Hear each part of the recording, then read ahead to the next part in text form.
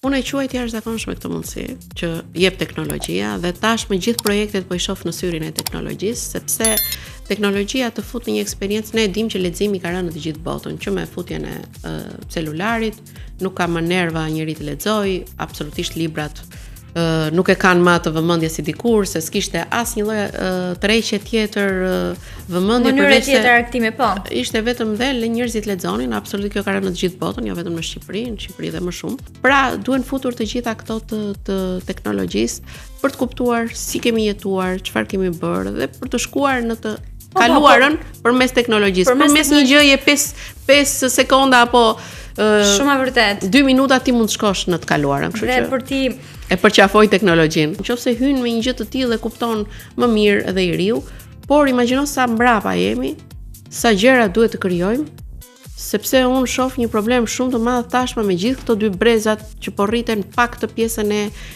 informacionit në muzeume. Janë mbyllur muzeumet, ke Muzeun Historik Kombëtar, klasat e kishin detyrim të shkonin që nga fillorja deri në të mesme disa herë.